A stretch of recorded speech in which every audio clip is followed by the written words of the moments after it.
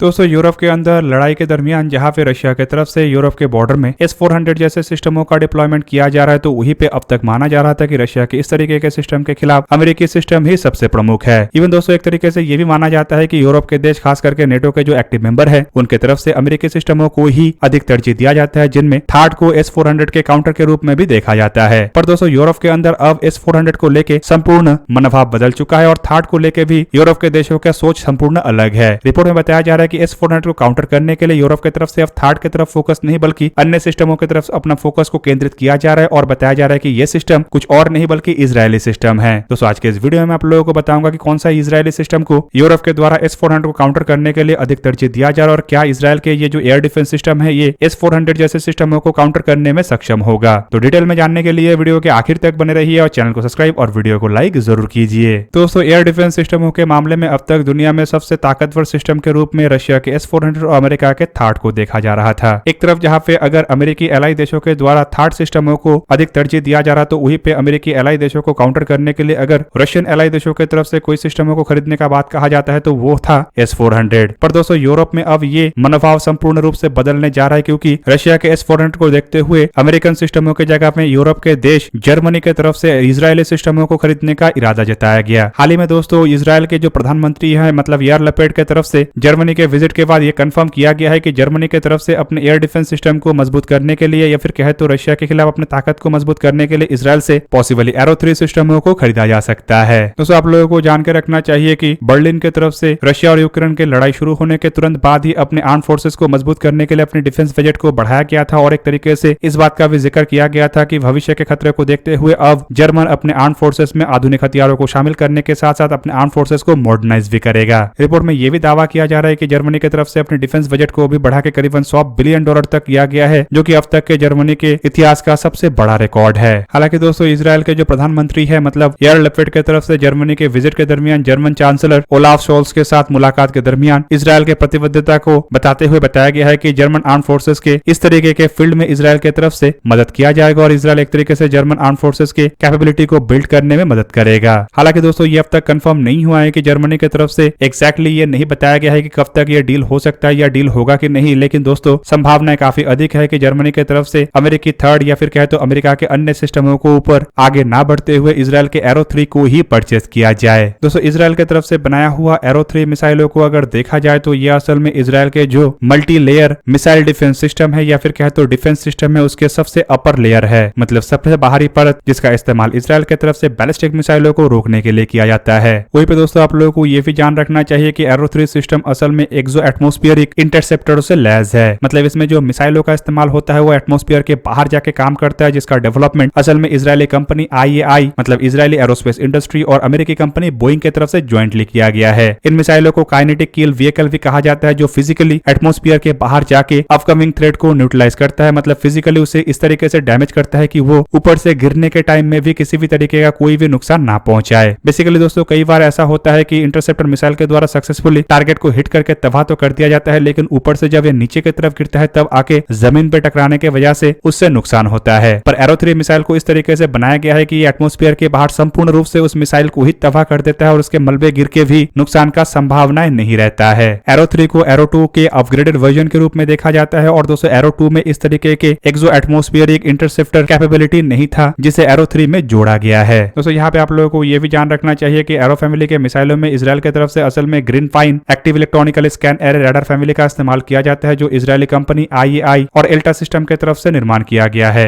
और एरो 3 में इसके सबसे आधुनिक वर्जन ELM-2084 रडारों का इस्तेमाल किया जाता है। दोस्तों एरो 3 मिसाइलों के एक बैटरी में 6 ट्यूब में 6 अलग अलग मिसाइल रहते हैं और 6 मिसाइल ही अलग तरीके से ऑपरेट हो सकता है, मतलब 6 मिसाइलों को ही अलग टारगेटों को निशाना बनाने के लिए दागा जा सकता है। रिपोर्ट के मुताबिक एरो 3 मिसाइलों के जो एक बैटरी है वो एक साथ 5 बैलिस्टिक मिसाइलों को 30 सेकंड के अंदर इंटरसेप्ट करके निशाना बनाने में सक्षम है। दोस्तों एरो 3 मिसाइलों को लेकर बताया जाता है कि ये 100 किलोमीटर के ऊंचाई में उड़ने वाले मिसाइलों को मार गिराने में सक्षम है। इवन 2400 किलोमीटर से भी अधिक रेंज के मिसाइलों को मारने का क्षमता इसके पास है। इन मिसाइलों को इजरायल के बेड़े में ऑपरेशनली जनवरी 2017 में शामिल किया गया और दोस्तों ऑपरेशनली शामिल होने के लगभग 2 महीने के बाद मतलब मार्च 2017 में मिसाइलों के द्वारा Syrian SA-5 surface to air मिसाइलों को मार गिराया गया था। पर दोस्तों यहाँ पे मिसाइलों के एक्सपोर्ट को लेके इजरायल के हामी और जर्मनी की तरफ से अगर इसे खरीदने का इरादा जताया भी जाता है तब तब भी शायद इन मिसाइलों के डील संपूर्ण ना हो, क्योंकि यहाँ पे माना जा रहा है कि अगर अमेरिका की तरफ से हमें नहीं भरा जाता है तो मिसाइलों के डील संपूर्ण नहीं हो सकते और अमेरिका ऐसे डीलों को नुकसान पहुंचा सकता है या फिर कहे तो ऐसे डीलों को रोक सकता है। बेसिकली दोस्तों एरो 3 मिसाइलों के डील मतलब अमेरिका को बड़ा झटका। अमेरिका अपने आप को यूरोप के अंदर एकमात्र ऐसे मिसाइलों के सप्लायर के रूप में देखता था। इवन दोस्तों अब तक माना यह भी जा रहा था कि रशिया के खिलाफ एयर डिफेंस सिस्टम का मतलब है अमेरिकी एयर डिफेंस सिस्टम, और अगर किसी देश को रशिया के खिलाफ अपने एयर डिफेंस सिस्टम को ताकतवर बनाना है तो उसे आइदर अमेरिका के PAC-3 मतलब पेट्रियट सिस्टम या फिर थर्ड मतलब terminal high altitude aerial defence सिस्टमों को परचेस करना पड़ेगा। पर अचानक से यूरोप के देशों के सामने इजराइल जैसे एक देश ऑप्शन के रूप में उभर सकता है, ये शायद अमेरिका सोचा भी नहीं होगा। दोस्तों अमेरिका के इन सिस्टमों के बदले अगर यूरोप के देशों के द्वारा इजराइल के सिस्टमों को खरीदा जाता है तो ये एक तरफ जहां पे अमेरिका के लिए बिजनेस में झटका होगा, तो वहीं पे आने वाले समय में और भी कई सारे देशों के लिए रास्ता खुल जाएगा कि अमेरिका के सिस्टमों के जगह में इजरायली सिस्टम खरीदा जाए। हालांकि दोस्तों इजरायली सिस्टमों को अगर देखा जाए तो ये अमेरिका के भी मदद से बनाया गया और ऐसे में अमेरिका के पास इतना अधिकार है कि इन सिस्टमों के एक्सपोर्ट को अमेरिका रोके। दोस्तों अमेरिका की तरफ से प्रयास किया जा रहा है कि किस तरीके से अमेरिका के थर्ड सिस्टमों को जर्मनी को बेचा जाए। ऐसे में दोस्तों अमेरिका के हाथ में अगर ऑप्शन है कि एरो सिस्टमों के एक्सपोर्ट को रोका जा सके तो ऑब्वियसली अमेरिका के द्वारा ये प्रयास चलाया जाएगा, क्योंकि अगर एरो 3 सिस्टमों को रोका जाए तो जर्मनी के सामने एकमात्र ऑप्शन के रूप में थर्ड सिस्टम ही रह जाएगा। दोस्तों यहाँ पे आप लोगों को यह भी ध्यान रखना चाहिए कि यूरोप के अंदर फिलहाल इस तरीके का कोई भी ऑपरेशनल लॉन्ग रेंज के एंटी मिसाइल सिस्टम नहीं है जो रशियन बैलिस्टिक मिसाइलों को रोक सके। हालांकि यूरोप के अंदर इस तरीके के मिसाइल डिफेंस सिस्टमों के डेवलपमेंट का काम कई सारे देशों के द्वारा ज्वाइंटली किया जा रहा है, जिनमें सबसे प्रमुख है फ्रांस। रिपोर्ट के मुताबिक फ्रांस की तरफ से एस्टर नाम से एक नया सिस्टम के डेवलपमेंट किया जा रहा है जो कई 100 किलोमीटर के दूरी से मिसाइलों को न्यूट्रलाइज कर सकेगा। हालांकि इस तरीके के सिस्टम को थर्ड या फिर एरो 3 जैसे सिस्टमों के रूप में नहीं देखा जाता है, बल्कि ये एक नेवल सिस्टम हो सकता है जो अमेरिका के एजेस सिस्टमों के जैसे हो। दोस्तों कुल मिला के माना जा रहा है कि इजरायल के एरो 3 सिस्टमों के पास कैपेबिलिटी के साथ साथ एक्सपोर्ट पोटेंशियल होने के बावजूद ये संपूर्ण रूप से डिपेंड करता है अमेरिका के मूड के ऊपर कि अमेरिका के द्वारा एक्सपोर्ट डील को अनुमति दिया जाएगा कि नहीं। वहीं पे दोस्तों अगर देखा जाए तो इससे पहले भी कई बार अमेरिका के तरफ से इजरायल के ऐसे एक्सपोर्टों को रोका जा चुका है और इसका एक बड़ा एग्जाम्पल है भारत। रिपोर्ट के मुताबिक भारत के द्वारा S-400 सिस्टमों को खरीदने से पहले यहाँ पे इजरायल के सिस्टम को लेकर भी चर्चा किया गया था, तो वहीं पे अमेरिका अपने खुद के सिस्टमों को बेचने के प्रयास के कारण इजरायल को एक तरीके से भारत को ऐसे एयर डिफेंस सिस्टमों को देने से रोका गया था।